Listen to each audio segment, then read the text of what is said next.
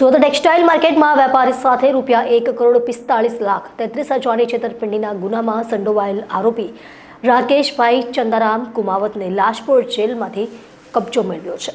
સુરત પોલીસની ઇકો સેલની મોટી કામગીરી। સુરત ટેક્સટાઇલ માર્કેટમાં વેપારી સાથે ₹1,45,33,000ની છેતરપિંડીના ગુનામાં સંડોવાયેલ આરોપી રાકેશભાઈ ચંદારામ કુમાવતને લાજપોર જેલમાંથી કબજો મેળવ્યો છે।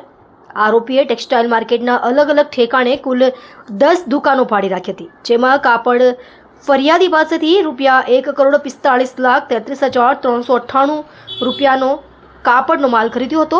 તે માલનું પેમેન્ટ આપ્યા વિના તમામ દુકાનો એક સાથે બંધ કરી ફરાર થઈ ગયો હતો, જેથી આરોપી વિરુદ્ધમાં ફરિયાદીએ ક્રાઇમ બ્રાન્ચમાં છેતરપિંડીની ફરિયાદ નોંધાવી હતી, જે તપાસ ઇકો સેલ પોલીસને સોંપવામાં આવી હતી। આરોપી વિરુદ્ધ અગાઉ પણ ક્રાઇમ બ્રાન્ચ અને સલાબતપુરા પોલીસ સ્ટેશનમાં કરોડની છેતરપિંડીના મામલે ગુનો નોંધવામાં આવ્યો હતો, જેથી જે તે સમય દરમિયાન આરોપીની સલાબતપુરા પોલીસે ધરપકડ કરી તેને जेल में मोकली आप्यो હતો। फरियादी श्री बिपिन भाई गोवर्धन भाई की फरियाद के अनुसंधान में हकीकत ऐसी है कि वो खुद एक वीवर है और उस हिसाब से ग्रे कपड़े का उत्पादन करके अलग अलग व्यापारियों को सूरत में टेक्सटाइल मार्केट में वो कपड़ा बेचते हैं।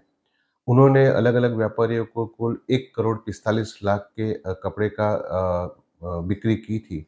उस हिसाब से जो व्यापारी ने कपड़ा खरीदा था, उन्होंने कपड़े के जो पैसे चुकाने थे वो नहीं चुकाए और उनके साथ धोखाधड़ी करके अपना व्यवसाय बंद करके चले गए थे।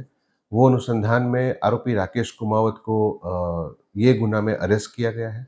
उनके खिलाफ पहले भी 2 गुना ऑलरेडी रजिस्टर्ड है और राकेश कुमावत की कस्टडी के तहत इन्वेस्टिगेशन चालू है।